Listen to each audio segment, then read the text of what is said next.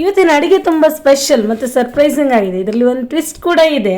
ಅದೇನಂತ ಆಮೇಲೆ ಮುಂದೆ ನಾನು ಡೀಟೇಲಲ್ಲಿ ಹೇಳ್ತೇನೆ. ಏನಂದರೆ ನೋಡಿ, ಈಗ ಇಲ್ಲಿ ಒಂದು ಡಿಶ್ ಮಾಡಿದ್ದೇವೆ. ಇದೇನೆಂದರೆ ಕುಂಬಳಕಾಯಿ ಡ್ರೈ ರೋಸ್ಟ್. ತುಂಬ ಟೇಸ್ಟಿಯಾಗಿತ್ತು ಆಯಿತಾ.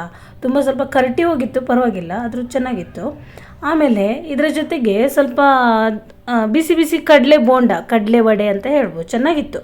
ಆಮೇಲೆ ಸ್ವಲ್ಪ ನೀರಾಗಿ ನೀರು ಸಬ್ಬಕ್ಕಿ ಪಾಯಸನೂ ಇತ್ತು. ಅದರ ಜೊತೆಗೆ ಇದು ದಾಲ್ ತಡ್ಕರಿ ತುಂಬ ಚೆನ್ನಾಗಿ ಟೇಸ್ಟಿಯಾಗಿತ್ತು. ನಮಸ್ಕಾರ ವೀಕ್ಷಕರೇ, welcome back to the Barkas channel. ನಮ್ಮ ಚಾನೆಲ್ನ ಸಬ್ಸ್ಕ್ರೈಬ್ ಮಾಡ್ಕೊಳ್ಳಿ. ಆಮೇಲೆ ಈ ವಿಡಿಯೋನ ಪೂರ್ತಿಯಾಗಿ ನೋಡಿ, ನಿಮ್ಮ ಅನಿಸಿಕೆಗಳನ್ನು ಕಮೆಂಟಲ್ಲಿ ಹೇಳಿ. ಇವತ್ತಿನ ನವರಾತ್ರಿ ಪಂಚಮಿ ಅಡುಗೆನ ನಮ್ಮನೆ ಯಜಮಾನರು ಮಾಡಿದ್ದು. ಫೈನಲ್ ಆಗಿ ಅಡುಗೆ ಏನೋ ತುಂಬ ಟೇಸ್ಟಿಯಾಗಿ ಮಾಡಿದ್ದಾರೆ, ಆದರೆ ಅಡುಗೆ ಮನೆ ಮಾತ್ರ ಫುಲ್ಲು ಅಡಿಮೇಲ್ ಮಾಡಿ ಹಾಕಿಟ್ಟಿದ್ದಾರೆ. ಕುಂಬಳಕಾಯಿ ಡ್ರೈ ಪಲ್ಯ ಮಾಡಲಿಕ್ಕೆ ಇಷ್ಟಿಷ್ಟು ದೊಡ್ಡ ಹೋಳು ಯಾರಾದರೂ ಮಾಡ್ತಾರಾ? ನಾನು ಸಣ್ಣದಾಗಿ ಕಟ್ ಮಾಡಿ ಅಂದರೆ ಕೆಲಸ ಬೇಗ ಮುಗಿಸ್ಬೇಕಂತೇಳಿ ದೊಡ್ಡ ದೊಡ್ಡ ಹೋಳು ಮಾಡಿ ಮುಗಿಸ್ಬಿಟ್ರು. ಎಲ್ಲಾದರೂ ಮನಸ್ಸಾದಾಗ ಈ ರೀತಿ ಅಪರೂಪಕ್ಕೆಲ್ಲ ಅಡುಗೆ ಮಾಡ್ತಾರೆ, ಆವಾಗ ಹದ ತಪ್ಪಿ ಮಾಡೋದು ಸಹಜ. ಬಟ್ ಟೇಸ್ಟಿಯಾಗಂತೂ ಮಾಡಿದ್ದಾರೆ, ಅದು ನಿಜ. ಎಣ್ಣೆ ಸ್ವಲ್ಪ ಜಾಸ್ತಿ ಹಾಕಿದ್ರು ಪರವಾಗಿಲ್ಲ, ಚೆನ್ನಾಗಿ ಮಾಡಿದರು. ನಾನು ಹೇಳ್ತಾ ಇದ್ದೆ ಎಣ್ಣೆ ಸ್ವಲ್ಪ ಹಾಕಿ, ಬಟ್ ನನಗೆ ಗೊತ್ತಿದೆ ಅಂತೇಳಿ ಸ್ವಲ್ಪ ಎಣ್ಣೆ ಜಾಸ್ತಿನೇ ಹಾಕಿಟ್ಟಿದ್ರು. ಒಗ್ಗರಣೆ ಸ್ವಲ್ಪ ಕರಟಿನೂ ಹೋಯಿತು. ಖಾರನೂ ಸ್ವಲ್ಪ ಲೈಟಾಗಿ ಹಾಕಿದರು.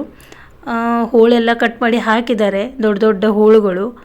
ಅದನ್ನು ಹಾಗೆ ಆನ್ ಮಾಡಿ ಇಟ್ಟು ಆಚೆ ಹೋದರು. ಬರಬೇಕಾದ್ರೆ ಅದು ಕರಟಿ ಚೆನ್ನಾಗಿ ಬ್ರೌನಿಷ್ ಆಗಿದೆ. ಕುಂಬಳಕಾಯಿ ಸ್ವಲ್ಪ ಜಾಸ್ತಿನೇ ಕರಟಿ ಹೋಗಿತ್ತು. ಆಮೇಲೆ ಸ್ವಲ್ಪ ಗರಂ ಮಸಾಲೆ ಎಲ್ಲ ಹಾಕಿ ಅದಕ್ಕೆ ಟ್ವಿಸ್ಟ್ ಕೊಟ್ಟು, ಆಮೇಲೆ ಮೇಲಿಂದ ಸ್ವಲ್ಪ ಕೊಬ್ಬರಿ ತುರಿ ಎಲ್ಲ ಹಾಕಿ ರುಚಿ ಮಾತ್ರ ಫೈನಲ್ ಆಗಿ ಟೇಸ್ಟಾಗಿ ಬಂದಿತ್ತು. ಕುಂಬಳಕಾಯಿ ಸಾಂಬಾರೆಲ್ಲ ತಿಂದಿದ್ವಿ, ಆದರೆ ಇದೊಂದು ಸ್ವಲ್ಪ ಡಿಫ್ರೆಂಟಾಗಿ ಟೇಸ್ಟಾಗಿ ಚೆನ್ನಾಗಿ ಬಂದಿದೆ.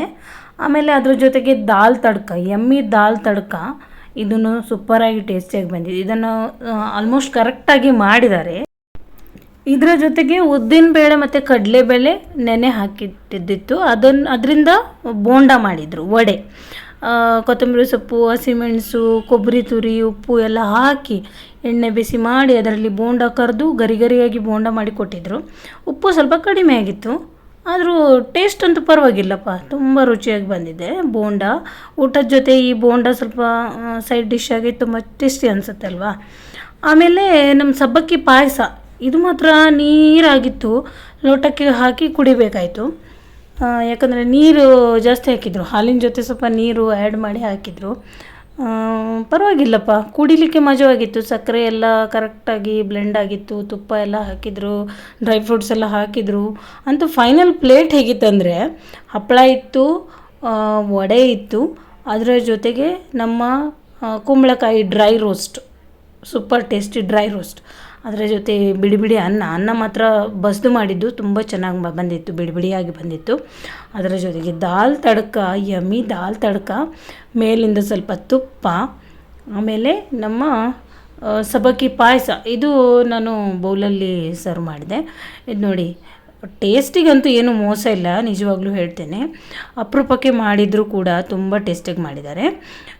ಸೊ ಗಂಡಸರನ್ನ ಅಡುಗೆ ಮಾಡಲ್ಲ ಅಂತೇನಿಲ್ಲ, ಒನ್ಸ್ ಮಾಡಿದರೆ ತುಂಬ ಚೆನ್ನಾಗಿ ಮಾಡ್ತಾರೆ. ನಳಮಹಾರಾಜರು ಗಂಡಸರು ತಾನೆ. ಸೊ ವೀಕ್ಷಕರೇ, ನಮ್ಮ ಇವತ್ತಿನ ಅಡುಗೆ ಮಜವಾಗಿತ್ತಂತ ನಾನು ವಿಡಿಯೋ ಮಾಡಿದೆ. ಸೊ ನೀವು ಇದನ್ನೆಲ್ಲ ಒಮ್ಮೆ ಟ್ರೈ ಮಾಡಿ ನೋಡಿ. ನಮ್ಮ ರೆಸಿಪಿ ಇಷ್ಟ ಆದರೆ ಲೈಕ್, ಶೇರ್, ಕಮೆಂಟ್ ಮಾಡಿ.